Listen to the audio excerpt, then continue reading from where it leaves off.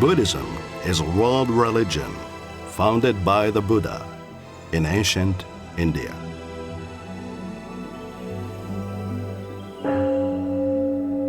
Buddhists seek wisdom, meaning, inner peace, and freedom from greed, hatred, and ignorance.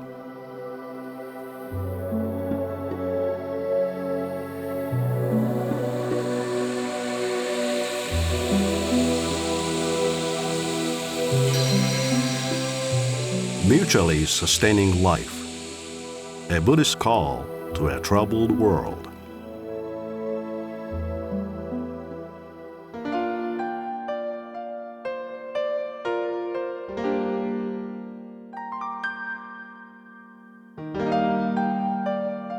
There is nothing as empty as an existence in which we do not know why we were born into this world, and for what we should devote our lives.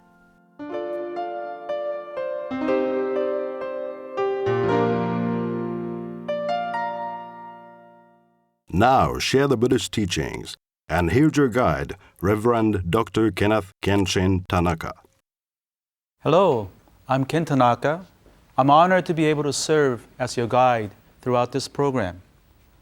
During the 52 shows of this program series, we wish to accomplish two things. First, we want to offer basic knowledge about Buddhism, especially the early teachings and practice as taught by the Buddha. Secondly, we want to try to address the spiritual and religious concerns of you and I living in the 21st century.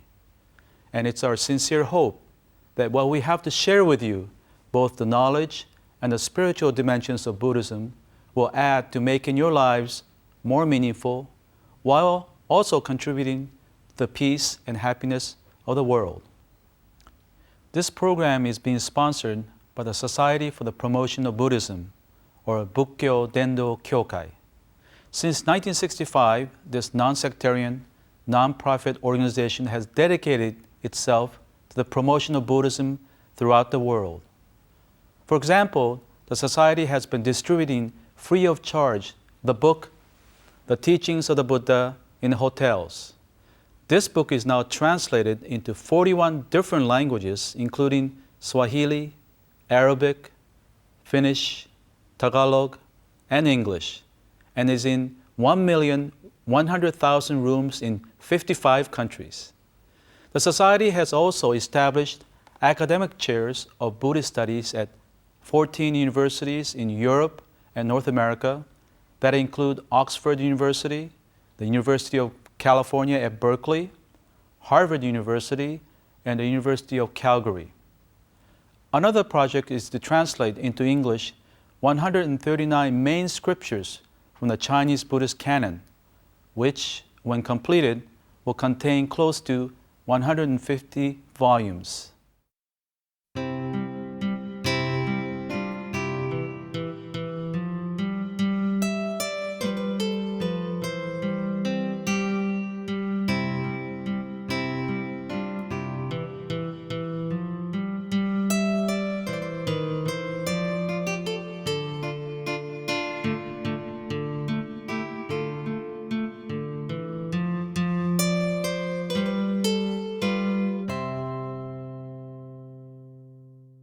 The Society is thus helping to actualize the meaning of the Wheel of Dharma that we saw portrayed at the beginning of the program.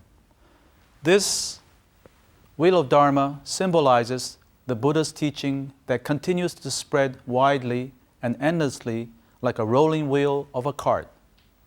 Today, the Wheel of Dharma has become the common symbol of Buddhism.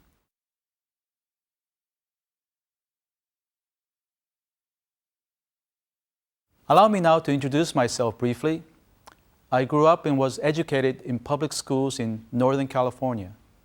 My first exposure to Buddhism came at the age of 13 when I began attending the Mountain View Buddhist Temple. Soon after graduating college in 1970, I went to Thailand to live a life of a monk in a Buddhist monastery. With renewed interest in Buddhism, I returned to the US to pursue graduate studies and to eventually earn a PhD from the University of California, Berkeley. Since then, I have been teaching at academic institutions in the US and Japan. My primary spiritual tradition is Jodo-Shinshu, one of the main Japanese Pure Land schools. As an ordained priest in that tradition, I also served as a temple minister for a number of years in the 1990s. Now, as for this program, we will periodically be inviting guests to bring expertise to a variety of areas. These shows will be introductory in nature for those who know little or nothing about Buddhism. We shall do our best to make our presentations simple and easy to understand. So, as the Buddha often called out, "Ehi passiko," meaning come here and see, or gather around and check it out. We hope that you will gather around as often as you can so that we can explore together the vital issues of life as reflected in a passage that appeared at the top of this program.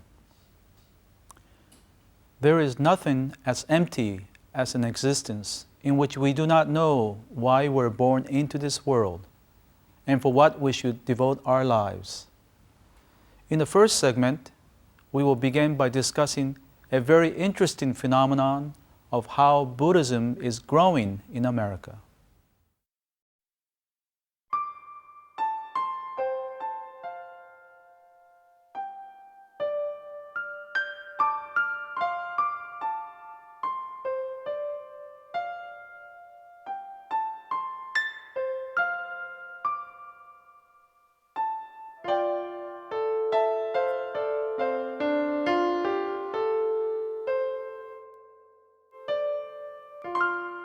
Professor Diana Eck of Harvard University, who is conducting an extensive study of the various religions in the US, has stated, Buddhism is now an American religion.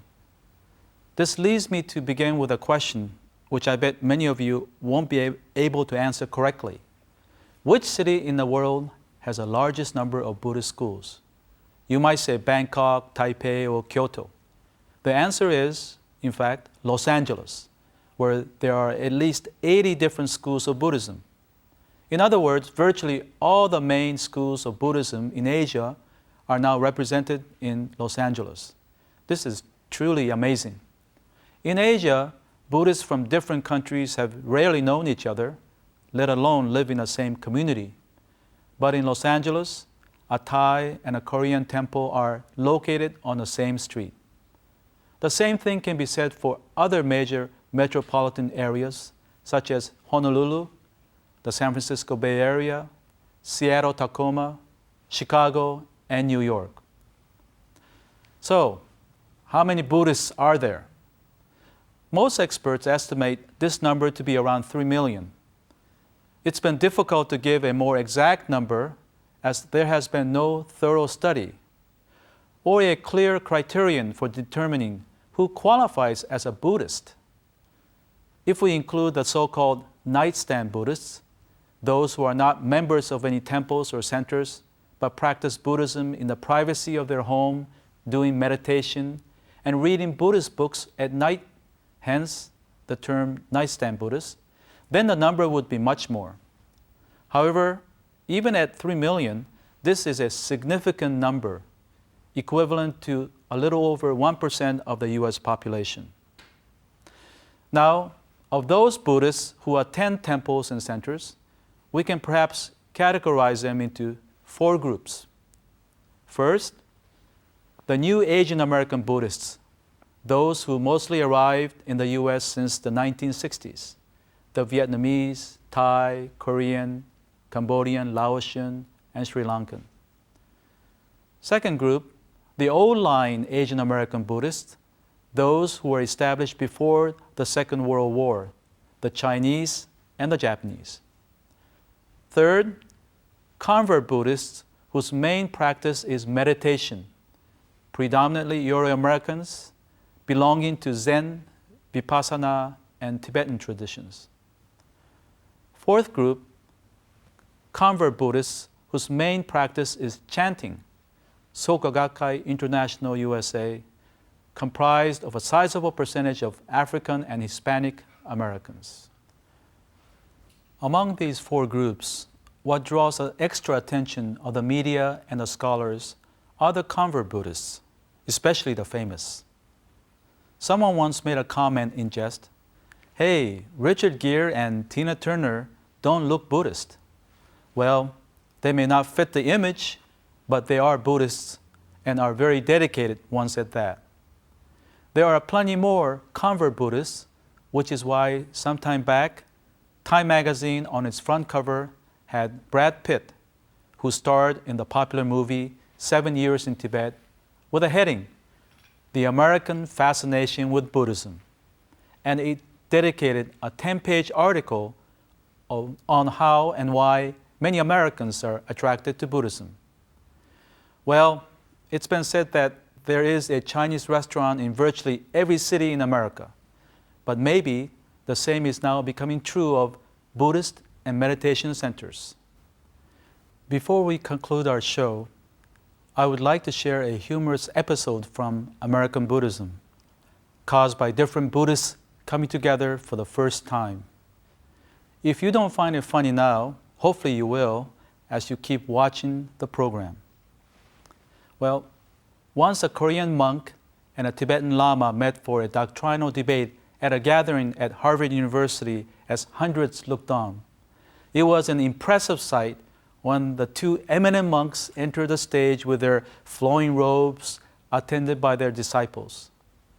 The Korean master began by thrusting out his arm, holding an orange. He then asked, "What is this?" seeking an answer, which in Zen calls for a profound spiritual understanding. Unaccustomed to this Zen style, the Tibetan Lama seemed perplexed and turned toward his translator as they whispered back and forth for several minutes. As the hushed audience waited in great anticipation, the Tibetan translator finally addressed the crowd. "The master says, what is the matter with him? Don't they have oranges where he comes from?" The debate went no further. Thank you for joining us. Please visit our website for more information. In our next show, we'll be discussing meditation with a guest. We hope to see you next week.